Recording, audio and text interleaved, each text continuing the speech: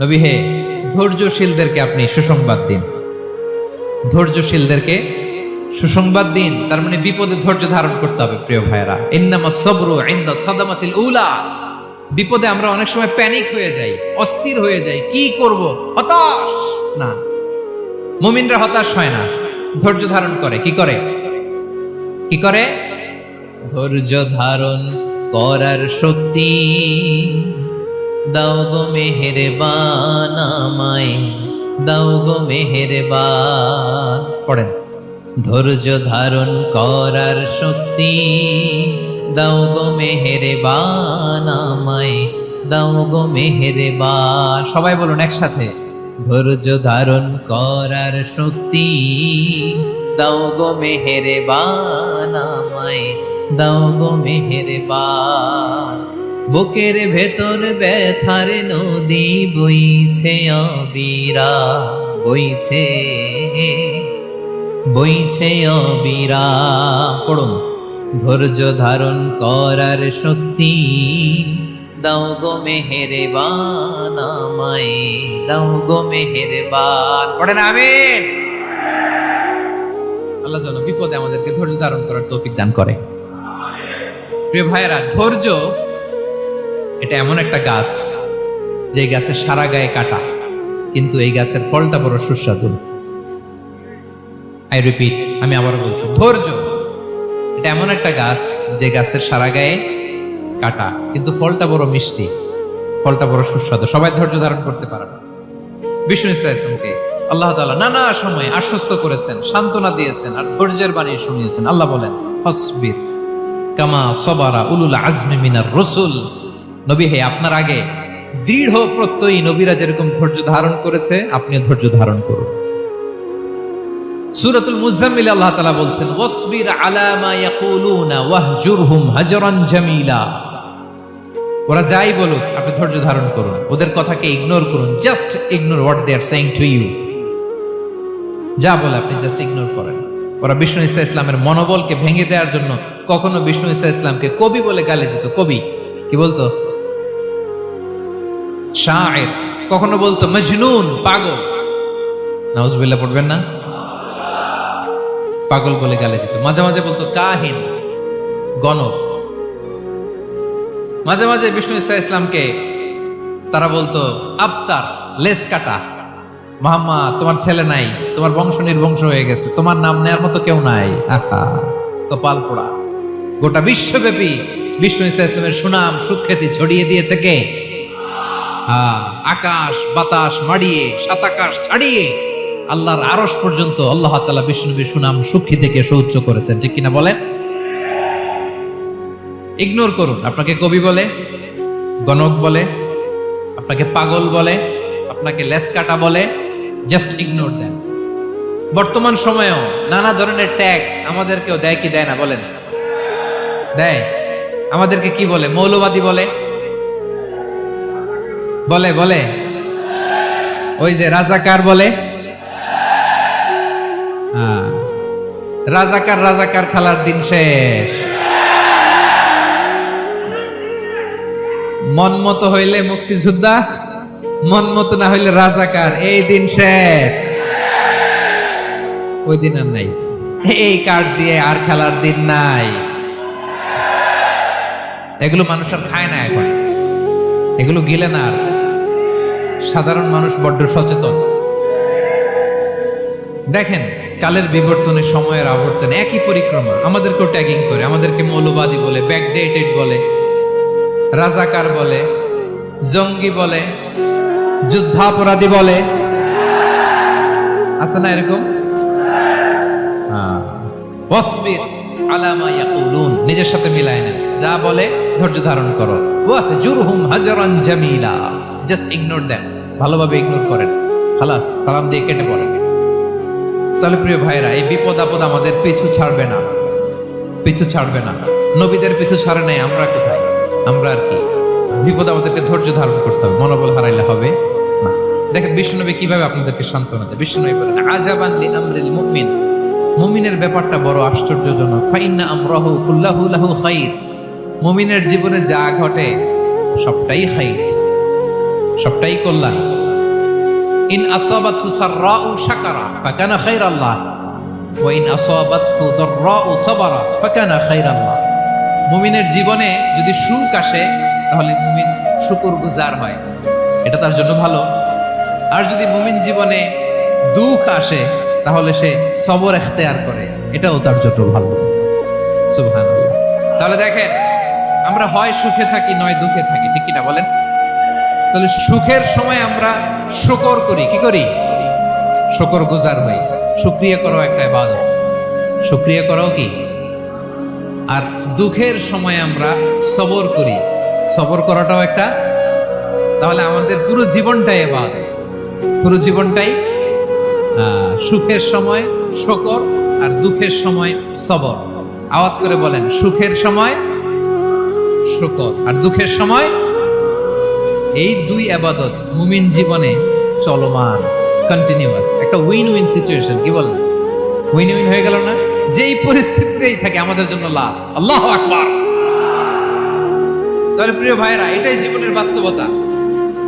সবর আমাদেরকে ইখতিয়ার করতে হবে, হতাশ হওয়া যাবে না। অনেকে আমরা অল্পতে হতাশ হই। এই যে আমরা ধৈর্য ধারণ করছি, এর ফল পাচ্ছি না। দীর্ঘ 1.5 দশক ধরে ধৈর্য ধারণ করছেন না আপনারা? এখন মুক্তি, স্বাধীনতা, বিজয় এনে দিয়েছে কে? ধৈর্য ধারণ করুন।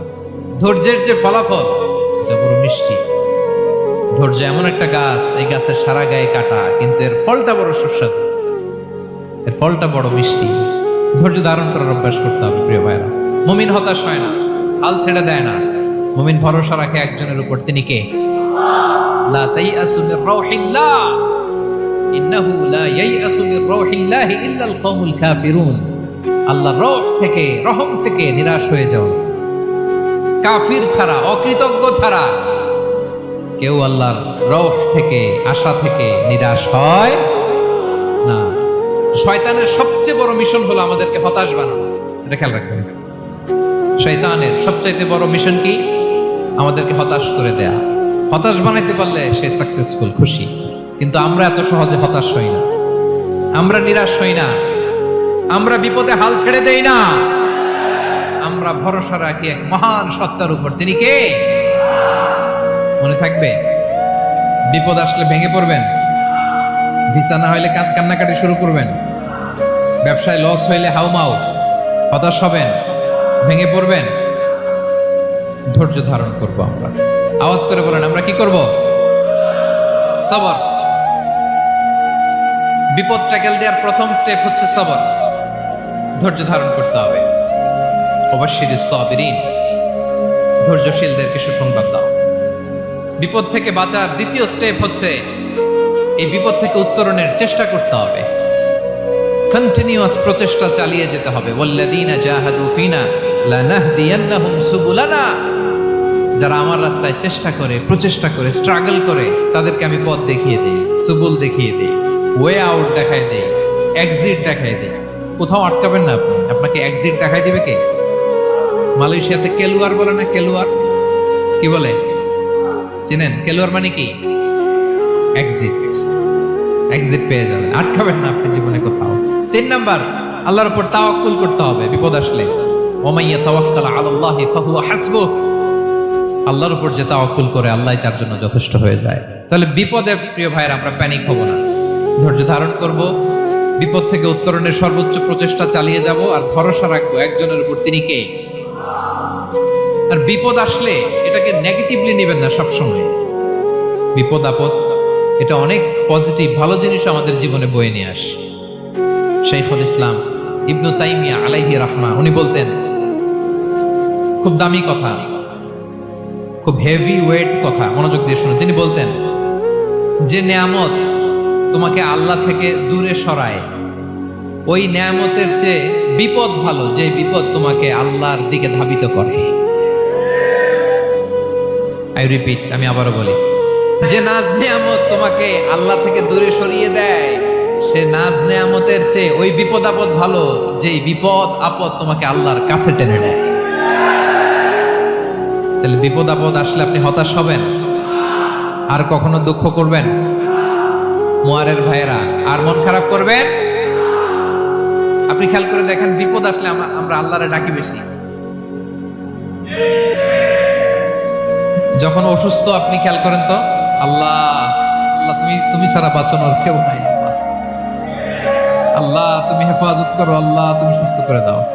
যখন লাইফ থ্রেট, দেখেন আপনি গুম হয়ে যেতে পারেন, আপনার কারাবন্দি করতে পারে, এরকম একটা বিপদের মধ্যে আছেন, তখন খেয়াল করেন তো আল্লাহর সাথে আপনার কানেক্টিভিটি, রিলেশনশিপটা কতটা ডেভেলপ হয়।